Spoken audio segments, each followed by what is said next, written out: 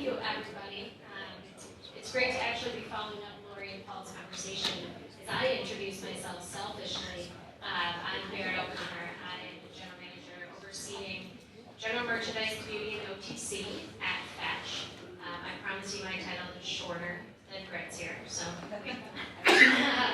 But just to give a brief overview of Fetch, following on that loyalty point that we just heard about, Fetch is a consumer rewards app, and we are truly consumer-driven in the sense that we reward every single transaction across all retailers. We are retailer agnostic.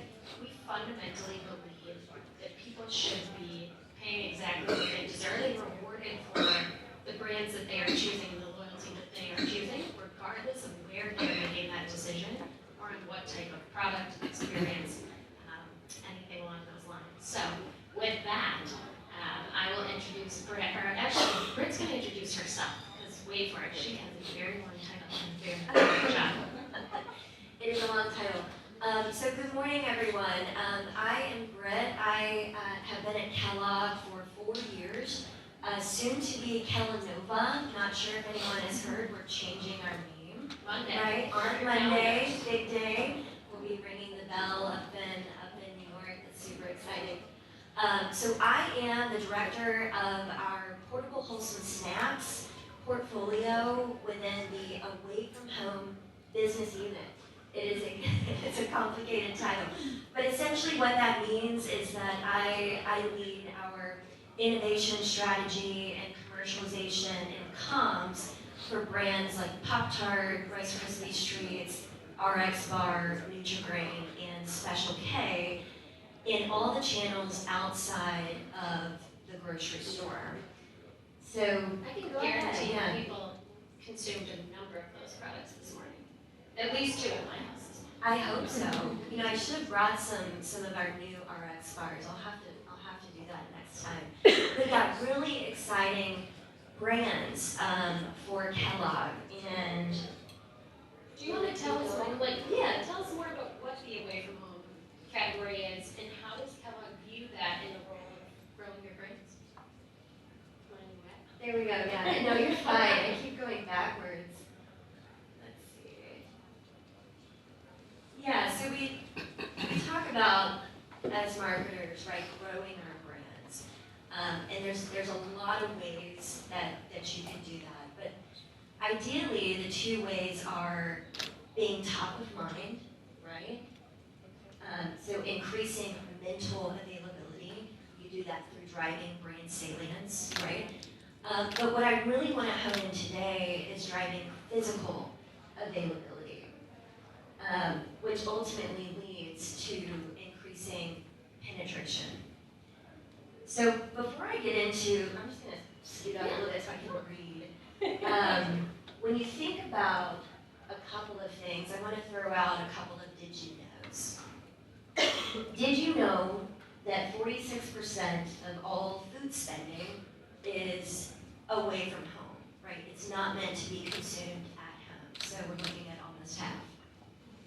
Did you know that last year, over 670 airline passengers flew a U.S. airline?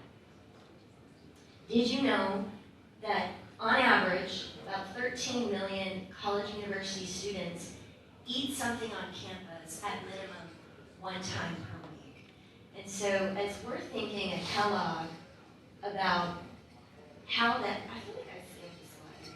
I'm sorry, hold on. There we go. So when you think about how that relates to Kellogg and how that relates to how we strategize and innovating for our brands to ensure that they are physically available to consumers and shoppers, that is my role. That is what I do. And so a great example of this is if you look at the left, right, that's largely what you're going to find in Walmart and Kroger, Jalaska, wherever you shop, right? You're shopping there for future consumption needs. When you're in locations like, you see that Pringles can on an airline, right? K through 12, you see a whole grain Pop-Tart on a feeding tray for kindergarten through 12th grade, right? Now, I get it, you know, Pop-Tarts aren't healthy, but at least they're eating, right? If we want to talk about, you know, making sure that students are fed. Taco Bell, right? We're going to talk about here in a second a really cool Pop-Tart opportunity that we had in the commercial restaurant space. But I don't know if any of you heard about the Cheez-It Tostada at Taco Bell. That is most likely rolling out nationally next year, so be on the lookout. That is an opportunity to get our brands into the hands of consumers on the go in a different occasion, and kind of as a cool play on Cheez-It in the Taco Bell space. So that just gives a general idea of my role and how we think about growing our brands through physical availability outside of the grocery store. And most CPGs, there's probably some in here today, have a team like this. Unfortunately, sometimes that team is often forgotten about because grocery is king, right? Walmart's kind of king. Walmart kind of drives a lot of the choices that CPGs make. But what's important, right, is making sure that the brands are at the airport, on the airplane, at the school, at the library, at the hotel, right? And so the more I can get these portable, wholesome snack brands into the hands of individuals while they're out and about living their life away from home, that is a win-win for me. That's amazing. So, as you said, grocery is king, so oftentimes these are forgotten about channels. When you think about areas of opportunity in getting these products into the hands of folks outside of the grocery, where do you start? How do you find white space there? Yeah, I would say it's largely insight driven. Every channel and every consumer in those channels has a unique insight about what they're looking for while they're staying at a Hyatt, while they're taking a flight on Delta, right? And so understanding what the consumer will be seeking at that moment in time allows us to innovate appropriately. And what I'll say is, you'll find a lot of the grocery products in these other channels. However, you'll also find products in these channels that are not in grocery.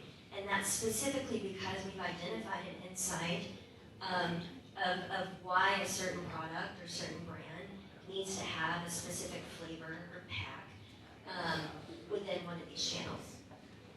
That's fascinating. The airline one is fascinating, and I hope I'm stuck in an airplane with grills. So, how would you guys classify innovation? Yeah, so we classify innovation several different ways. Obviously, there's transformative innovation. So this is, you know, new brand launches, perhaps. This is new product formats. You know, if you think about a Pop-Tart, right? Pop-Tart is two tarts, right, in a foiled package. A couple of years ago, we launched Pop-Tart Bites because of an insight of, you know, not wanting to necessarily commit to 2 whole Pop-Tarts, but still wanting a little bit of Pop-Tart-ness through the dough and the frosting, right? And wanted something poppable. So it's insights like that that allows us to provide transformative innovation, which largely means different formats across the brands. For RX Bar, you probably have seen RX Oatmeal, RX Granola, right? So that's transformative innovation where you can stretch a brand to cover across multiple formats. There's also innovation that is sustaining innovation. So this can be things like, I know I keep using the word Pop-Tart, but we have in grocery right now an Eggo flavored Pop-Tart, right? Eggo's a Kellogg brand, so we have great opportunities there to cross-brand. But then recently, we swapped that for an Apple Jacks Pop-Tart, right? So that is innovation, right? But it's sustaining innovation, it's refreshing, it's putting out a new flavor. It's not necessarily groundbreaking, transformative.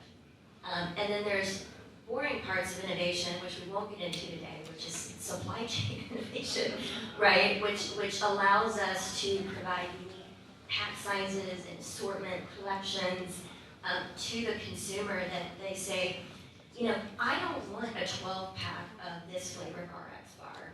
So through an insight, we're like, well, what flavors do you want, right? And then we're able to do more supply chain exercises to innovate there and provide a unique case count. So there's multiple types of innovation that we do that apply to all of our channels, which ultimately, with the goal of increasing penetration. That's fascinating. I know we had talked, again, I'm going to go back to the airlines and the Pringles because I think it's fascinating. So don't hate on supply It's chain. okay, airlines are hot right now, right? I'm a Delta loyalist, and I did hear the backtracking a little bit. So tell us more about, you keep saying, you know, insights. How do you find these insights? And do you utilize some of these channels, unique channels, to what your role is to gaining some of those insights and learnings? Yeah, I think, you know, insights is really interesting because, like many of you, right, you probably spend a lot of budget on large pieces of research, right? Every year, bi-yearly, you spend a lot of money on, you know, data aggregates, Nielsen data, NPD, et cetera. So there's obviously like quantitative data that you need on an ongoing basis to assess the market. What really helps us in our space with innovation is qualitative data. And a lot of focus groups, a lot of going into homes and understanding what people are looking for, seeing if people like the food that we're putting out. But in our spaces specifically, I do a lot of what I call operator visits. So I will go meet with the Delta Airlines of the world, meet with their chefs, right? Who are looking for what we call back of house solutions. You know, them saying, we want to provide like a really cool onboard complimentary snack to our first class cabin, but I need it to be this size, I need it to be in this count, and we're looking for these specific benefits, ABC, right? And so that allows me to go back and, you know, in many ways, kick off new projects based on what I'm hearing with, you know, from the actual operator, from the actual chefs and culinary teams. What I love about Fetch is that brands can partner and get kind of what I like to call scrappy, I love the word scrappy, I am scrappy, real-time insights, in my opinion, for a much lower cost than you would get from a multi-million-dollar insight study. And so I feel like when you're building your insight strategy or your scope of work to assess the future of innovation for whatever portfolio of brands or whatever channels you're associating that with, it's extremely important to, within that scope of research, have the quant and the qual, but also a varying degree of sophistication to the research and speed. Because large research studies, right, to assess innovation can take up to a year. But I'm sure you guys don't take up to a year. We do. Right. No, yeah, even close. So you mentioned some innovations, some real-time innovations, Taco Bell and Cheez-It. I would love to have you know, we're still going to stay on Pop-Tart. It's breakfast time, and we all love Pop-Tarts. Can we hear more about the innovation that you guys have recently done with Crumble? Yeah, absolutely. Who loves crumble cookie? If you are not raising your hand, we gotta talk afterwards. But crumble cookie, right, it's like taking America by storm. So similarly to what we're doing with Taco Bell, we also have been doing a lot of fun plays with Pop-Tart with crumble cookies. And I had a really great video here, but I accidentally sent it to you in a PDF instead of a PowerPoint. So that looks delicious. But what it allows us to do is we've had several of our brands partner with Crumble Cookie. There's actually one that was last week. So it's a brown sugar cinnamon Pop-Tart cookie. And you can see they're actually garnishing the cookie with crushed Pop-Tart. So this is just one example of many, right, of increasing physical availability of the brands, right? So it's not just a packaging play, it's not just getting a 2-pack of Pop-Tarts, but it's experiencing the brand in the format of a cookie, right? And so those are just one of many examples. That's delicious. That was really Yeah. I would love to say, like, and grab one on your way out, but that would be for next time. That would be fun for the next brand innovators talk. I think what would be really interesting to hear is when you do something like this, when you do, your Taco Bell cheese execution, or you do Pringles and Delta, how do you guys evaluate, is that a good innovation? How do we keep this moving? What do we do next? I love that question because I don't think marketers look back enough to assess how did it go, should we do that again? What I'll say is that the first point of evaluation is financial, right? Did we make money on this? Unfortunately, I wish I had a more sexy answer, but we gotta make, we've gotta have a good financial story. So that's the first point. The second point is, did this elevate the brand in the way that we had hoped? And so in my role specifically, I'm very lockstep with our brand leads. So for me, I've got 5 brand leads, right? Five brands. And so as we're assessing these opportunities and looking back, it's saying, hey, how was the chatter on social media when we were doing this crumble Pop-Tart execution? How were our Pop-Tart consumers responding to this? Were they trying it? Do they want more of it? Do they want to see it again? So, that's a way as well. I'd say third is, was our customer happy with the execution? And by customer, I mean, was Delta, was Crumble Cookie, was University of Wisconsin, like whatever the customer is that's buying our product to sell to consumers, were they also happy with the execution? Are they seeking anything different about what we did? So I think that there's multiple levels, but I hate to tell you that the first level for me is, was this a financially sound opportunity? That's the truth. It's the dreaded KPI question. Right. That's totally fair. So I think, this is so fascinating to listen to, and as you said, you have 5 brand leads. You are managing a massive team, a massive business. How do you keep people motivated internally as to, here's what we're going to do next. Let's go get it. Yeah. I got to toot Kellogg's horn. We have a fantastic company. It was Kellogg's Monday, right? We have a fantastic company, a fantastic set of brands. I've worked at many organizations, and I have to say that it's been my favorite so far. And so as far as keeping the team excited, keeping morale high, it's busy. It's very, very busy.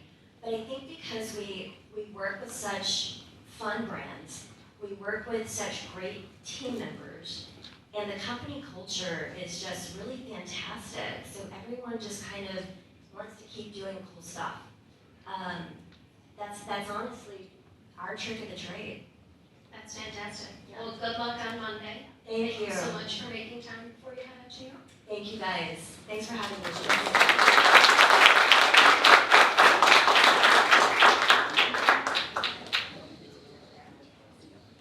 Sure.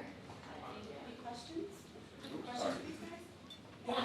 It's interesting that you're taking a legacy brand like Kellogg's and changing. I'm not sure if you have the answer to this, but what is the positive side to changing such a heritage brand? Great question. So, unfortunately, my corporate comms person isn't here, right? It's fascinating to see that. Yeah. So, Kellogg is still a brand, right? You've got Kellogg cereals, you've got Kellogg bars. But as we are setting the stage for building the future of snacking, there was a pivot to switching the name to Kellanova, which in Latin stands for New Kellogg.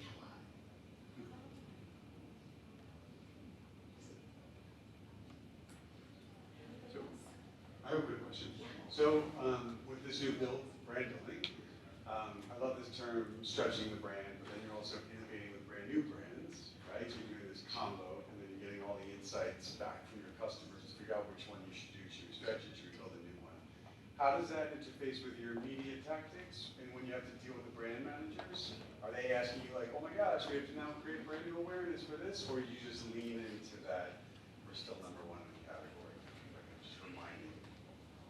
I want to ensure I understand your question. You're asking, How much media difference comes from this notion when you have to be in your out of grocery store type of efforts versus your in grocery store? understood, yeah. So there's obviously a halo effect, right, with, I feel like I'm using such a buzzword, but there is.